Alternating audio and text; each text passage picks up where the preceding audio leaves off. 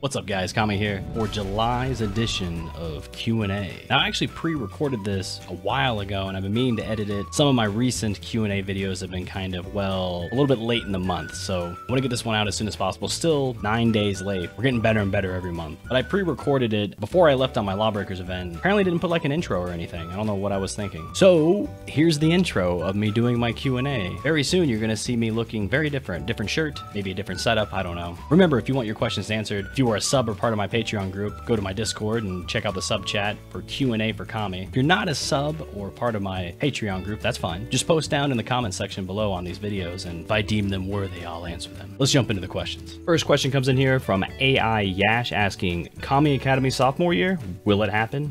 And when? Kami Academy, I'm sure you guys are aware of, is a series going on my YouTube that has just kind of died out of nowhere. A lot of my series have died. I'm kind of bad at keeping it up. I apologize, but I will be starting back up Kami Academy soon. I know I keep saying soon, put a TM after it. I want to get a guide out that's going to help some new players get the handle on Paladins and how to spin their essence, what items are. I just feel like some of that beginner tutorial stuff isn't really that available to a person just starting off playing Paladins. So I want to make sure that that's available. Give me like a month, maybe less. Next question comes up from El Rey. He asks, is China #1? I'm sure in all of our hearts, they're #1. And them getting to finals definitely surprised everybody. Referring to the DreamHack Valencia, by the way, whereas Cryptic versus QG. Very cool game, come showing up, but in the end, apparently NA's #1, but always remember to trust your hearts. Next question comes from Shash Ketchum. When will they buff Skye? God damn it. They've been doing a lot of things recently to try to help Skye out. I don't think any of them have been enough, or if they've been going in the right direction. I think there's 2 main problems with her. Well, maybe 3. The first one is verticality. I'm sure everyone preaches that left and right. It's just the ability to get up on vertical platforms and just higher ground. Maybe giving her a wall climb, maybe giving her a double jump. The second one is her health. I mean, she's 1800 health. It's crazy low.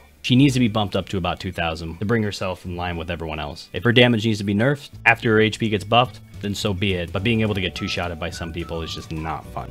And the last thing is her smoke bomb. Her smoke bomb works in a way that I feel like could be more usable to a team if it's tweaked just a little bit. If you throw a smoke bomb in the middle of people, you can still see through it. The only way it actually works is if you get inside of it, you go stealth. That's one mechanic with it. The other mechanic is that if you throw it on top of someone else and you're not inside of it, they can't see anything. But if anyone else is inside the smoke bomb with that enemy, then they can see them too. I think the smoke bomb should either work in the way that, like, think of like CS or just how smoke bombs will work in real life. You throw it and no one can see through it. Gives you a way, maybe if you want to throw it on point, allows your team to push through a certain area so that team won't know that you're coming through a certain angle. Be all sneaky beaky like. Or make it so your team can see through it, but the other team cannot. That might be overpowered, I don't know, but I'm just spitballing some ideas here. Stealth characters have always been notorious for being really hard to balance. They're very strong to newer players, but once you get up into the higher leagues, become very meh or just bad. Hopefully Hi-Rez will keep plucking at her to figure out what they need to do to make her viable, but for now, I don't know, Shash. Next question comes from Axes. He asks, did Kami or the egg come first?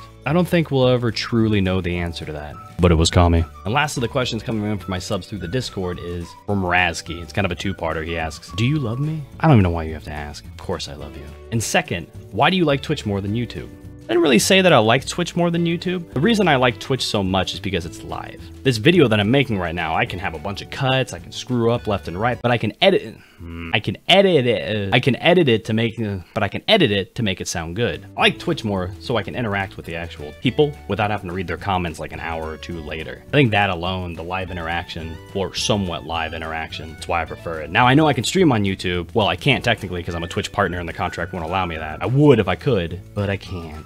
I'm having a lot more fun editing videos. You'll notice some of these newer videos having a lot more cuts and really random stuff up. If people are starting to enjoy that, I might devote a little bit more time on YouTube and cut back a little bit on Twitch. I'm having a lot of fun editing these videos. That is it for the sub questions. Now let's move on to the last Q&A that I did. A few YouTube questions. They're actually really good. Blue Wolf Gaming asks, what made you decide to play Paladins and stream it? Plus, how did you get noticed by Hi-Rez? So I started streaming Rivals of Aether when I first started streaming, and I got into the Overwatch type of, you know, free to play weekend. Once that got taken away from me, I didn't know what to do with my life. And one of my longtime viewers, Mr. Angel Knight, super awesome dude, was like, hey, you should check out Paladins. And I tried it out and I was like, this is fun. This is giving me my Overwatch fix. And I stayed with it, the community grew, I grew with them, and I just kind of became a, you know, a big person in there. Oh yeah, I'm a real big deal. So that kind of goes into the next part of the questions. How did I get noticed by Hi-Rez? And I just consistently streamed, consistently made YouTube content, and just really got myself out there. Once they made the Paladins game channel, so where streamers could go over there and stream on that channel, that helped me a lot with exposure. But overall, what really made me decide to play Paladins was the fact that I could play for 8 hours straight for like 5-6 days a week and still enjoy it.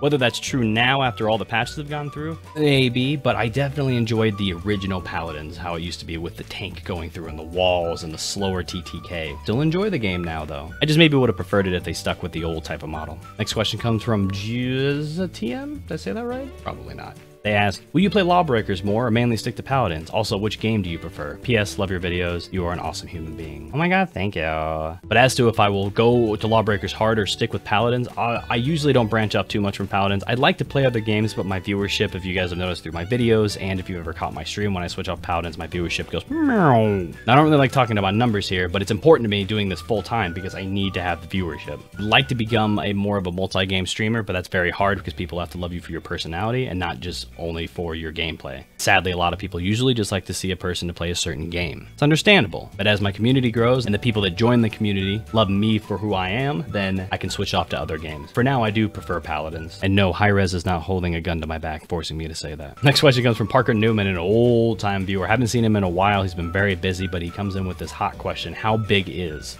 It's big. It's big. Next question comes from John Doe. How do you handle your anger when you're playing bad or if someone pisses you off, knowing that there are viewers watching? Well, honestly, when viewers are watching, it's easier to hold my anger in because I know that if I snap, I'll look very dumb. I've seen people get very angry on stream or in videos, and it just doesn't look good. Like, some people might be pretty funny when they get mad, a little bit of salt here and there. I understand that. Usually, any type of anger or just people yelling at someone just doesn't look very good on stream. To the people that get angry and want to know how to not get pissed off, I will say this: stop caring. I know that sounds incredibly, like, vague and generic and whatever, but just stop caring. If someone goes out of their way to talk shit to you, they're not someone that deserves your attention. Whether who's in the wrong doesn't matter, but if you guys aren't getting along and you can't resolve it and they're just pissing you off, the internet, you can block people. Trust me, I use that function all the time. Now, that's not to be said that I haven't lost my temper here and there on stream. What keeps me from doing it is rewatching those situations and thinking to myself, wow, I look like a douche. And the last question comes in from Sir Reginald. First off, you're absolutely one of my favorite streamers / YouTubers. Thank you, Sir Reginald. I've never seen you flame your team and you're the best. Kind of ridiculous. I mean, I wouldn't say ridiculous. Second, the link you posted in your aiming video a while back doesn't seem to give me any sensitivity numbers. Am I doing something wrong there potentially? Maybe. So the mouse sensitivity guide he's talking about is in my Kami Academy video. He's referring to finding his inches per 360. I'm going to quickly go over it again in case any of my newer subs haven't seen it, and hopefully you'll see maybe something you've done wrong. So over down here, to select a game, we're going to select Paladins. We don't need to type anything for the resolution. It's by default 1920 by 1080, unless you use a different resolution, then I would enter that in. For your sensitivity, you just use your actual in-game sensitivity. I've recently went back down to 5. For your DPI, you'll just type in what your DPI is. Now, your DPI can be a lot of things, and people sometimes ask, why do I find my DPI? Well, it depends on what mouse you have. So figure out what mouse you have, look it up, see if there's a program you can change it, or there might be some buttons on there, like mine, my Zowie FK1 has the ability to just change DPI from 400 to 800 to 600, etc., just by clicking a button. Now, if you click off of it and scroll down, you'll see that your inches per 360 is 19.6608. Obviously, if I go up a little bit, that will go down because it takes less inches to do a full 360. So now you don't have to worry about someone asking what your sensitivity is, what your DPI is. It's more about what's your inches per 360. Bam, easy number, all entailed. That's going to wrap up everything for the Q&A. Thank you so much for watching. If you want to ask any questions, just pop them down in the YouTube comments, and I will answer some of them even if you're not part of my subscribers / Patreons. If you are part of my subs or Patreons, make sure that you're in my Discord. All the links are down below in the description. Hope everyone has a great day and or night, and I'll see you guys next time. Hey, thanks for watching. I'm not gonna be one of those people who asks you to like and subscribe, so I'm not gonna ask.